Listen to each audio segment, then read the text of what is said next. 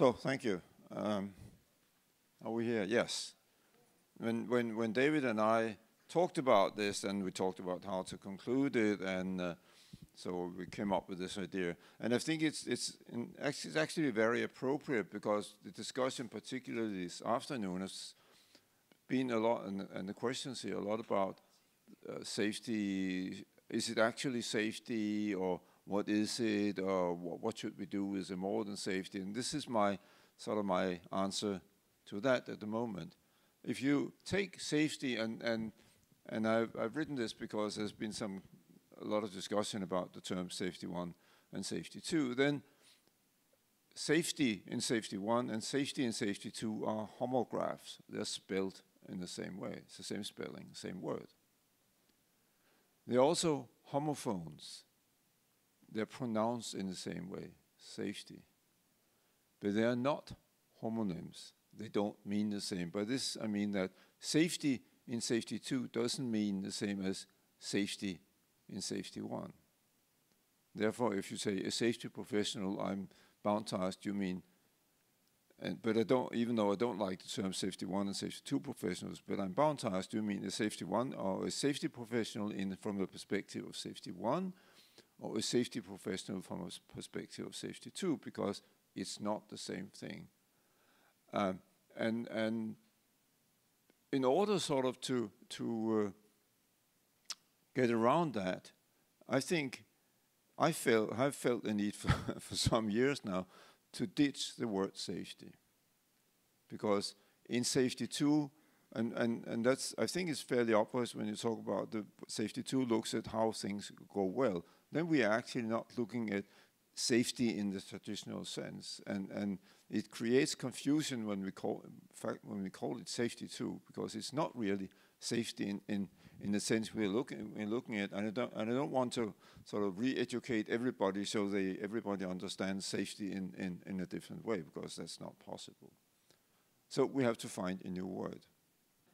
And I think another reason for that is that what are we actually interested in? We're interested in how a company, an organization, a system, a hospital, a mine, whatever works.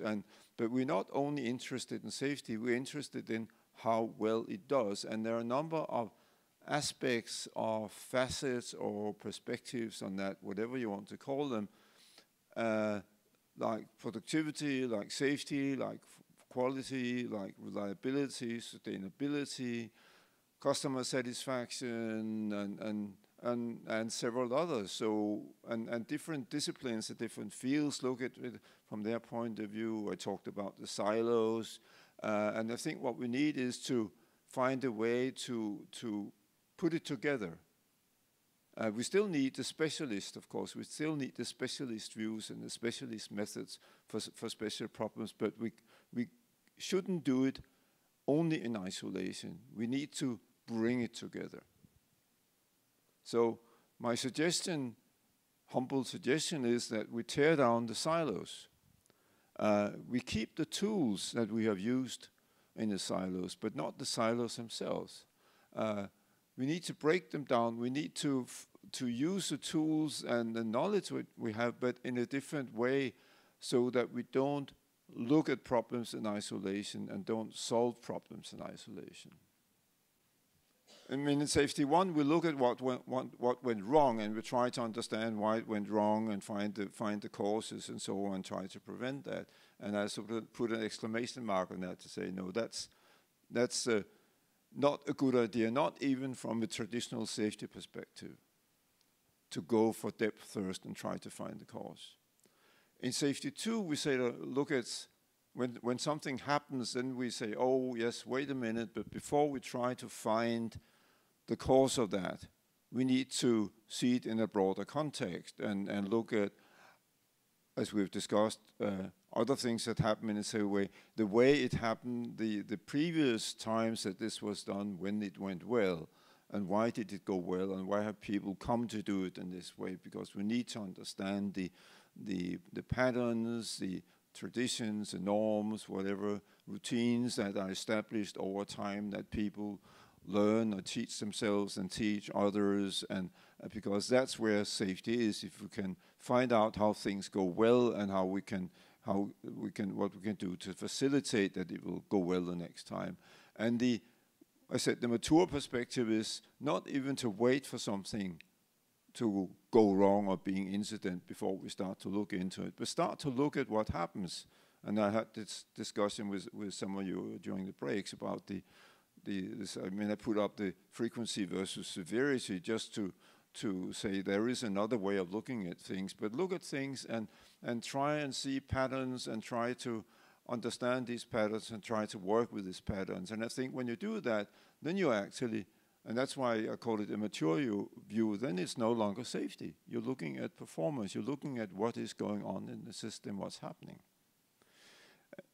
But I think just as we did when we came up with the term safety 1 and safety 2, and as Sydney also said, you need to have a label, you need to have a term to talk about it.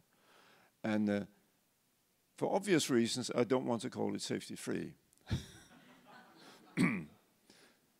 First of all, because there is no safety 3. You can look at the Safety Synthesis website that will explain why. But also because I am personally trying to find a term that does not include the word safety, because and I come back to your question when I said yes and no. Yes, I'm still interested in what we call safety and what we're looking at how things could fail, because that is still very important. But we're also interested in other things. So the answer is both yes and no to that. So I have a suggestion for it.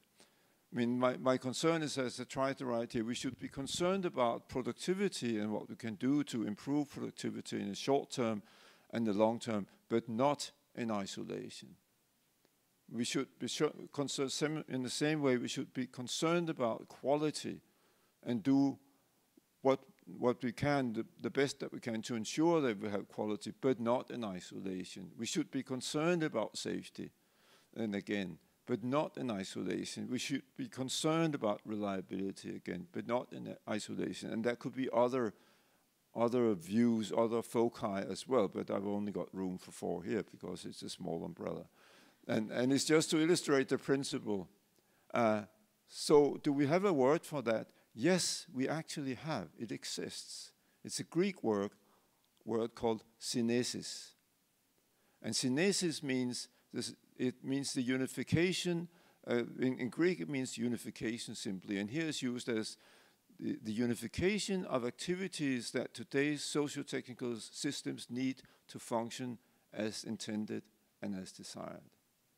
That will include what we traditionally call safety, but it also includes many other things. And that's where it's going. And I think Sydney let the cat out of the bag. I actually have, my next book is called Synesis, and will be out sometime in the fall with a bit of luck. So I just want to end here and say this is, first of all, thank you very much. It's been great being here, and I've enjoyed it immensely, and I've learned an awful lot. It's been very nice to talk to you.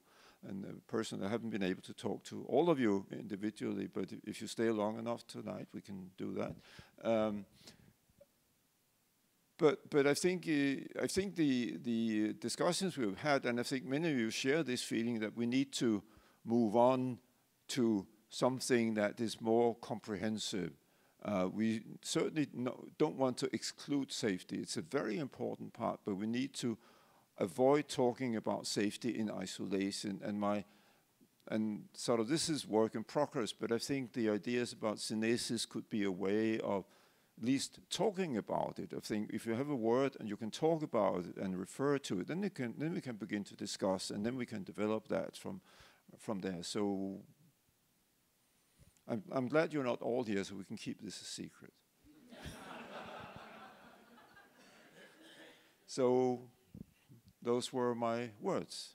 Big gratitude, Erik.